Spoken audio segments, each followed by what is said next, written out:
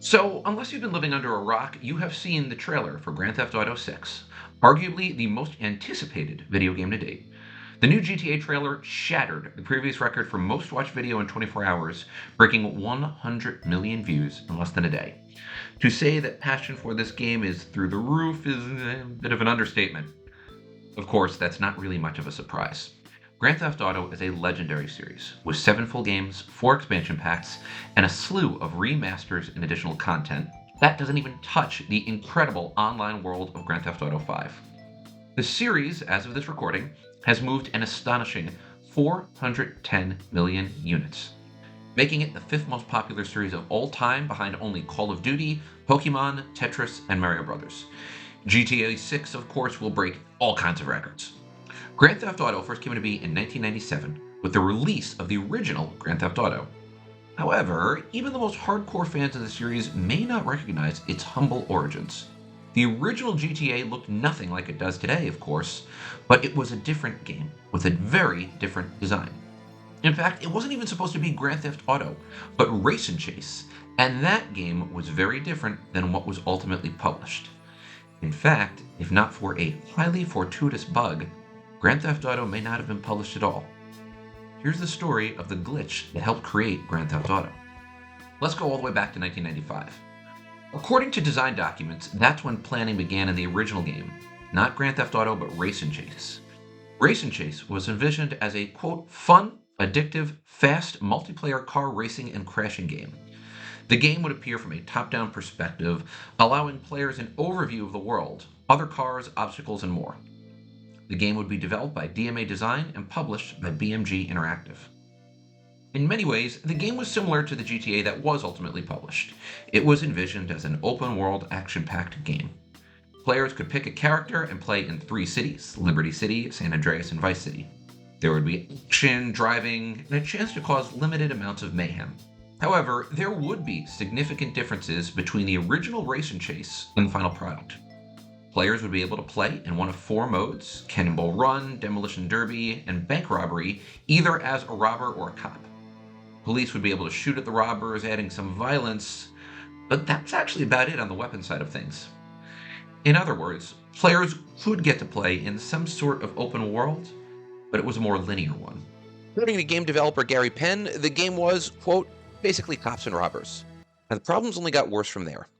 As Penn would say in a 2011 interview with Gamasutra, quote, it didn't really have much. It had an odd structure at the time, and it was very much a traditional mission-based thing. You chose your missions, and it was quite linear in the way it worked. Further adding to the problems, the game was buggy, with Penn saying that it crashed, quote, all the fucking time. As a result, there was no testing, no way to experiment, and no ability to see what worked and what didn't. Even worse was the game's steering. When the game did work, which apparently wasn't often, the car handling was, according to Penn, appalling. There were complicated button combinations for getting in and out of cars. The whole thing was just a mess, according to Penn, who called the game too, quote, simmy. As a result of the troubled development cycle, the core of the game was, per Penn, quote, fundamentally broken. Indeed, the problems were so serious that Penn said BMG Interactive almost canceled the game. And then the bug. Here's what happened. According to Penn, the bug crept its way into the system that caused police to become, quote, mental and aggressive. Which, I don't know about you, but I think that sounds pretty cool. Penn agreed. Penn speculated that the bug altered the route finding of the game to the point that cops weren't trying to pull players over, but instead were trying to run them off the road. And that bug changed everything. Developers realized that the game was a lot more fun with psychotic police. As a result, they left the bug in the game. This bug fundamentally altered the style of Race and Chase, which suddenly wasn't as serious about the linear choose-your-own-adventure style missions. Instead, it changed the core gameplay. Grand Theft Auto was about, in the words of Penn, quote, pissing around. Of course, that's not to say that the game was all about trying to avoid police, but the content did dramatically change.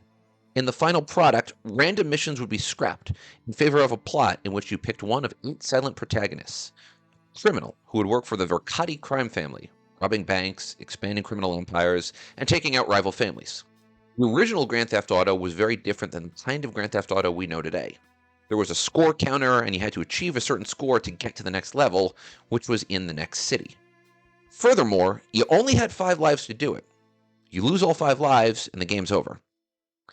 What was more important was this: a relatively revolutionary concept in which you, player, had free reign. You could start missions when you wanted, drive around the city, run over civilians, get into shootouts with police, and engage in core gameplay that we have come to know, love, and appreciate out of GTA today. Now, like I said, this was revolutionary at the time. You didn't usually have this level of freedoms at games in the late 90s. In the end, the original Grand Theft Auto appeared on PC, the PlayStation, GameCube, and Game Boy Color. It sold 1 million units in 1998 and over 3 million units over the course of its lifetime.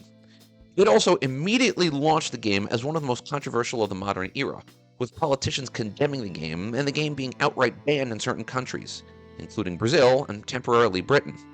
All of this due to a bug. It's not as if this is the first time that bugs during the development cycle resulted in significant features of video games. Indeed, there have been plenty of times that bugs have led to these incredibly well-known features like in Civilization or Defenders. However, this might be the most profitable of all bugs in video game history. And that is it for this week's Almost Something. I think the video game space is a lot of fun, and we're definitely going to explore this more in the next video. For now, if you like what we have to offer, please hit that like or subscribe button, and we will be sure to keep churning out good, interesting content. For now, have a great day out there, and as always, don't let there be any almost in your life. See you next time.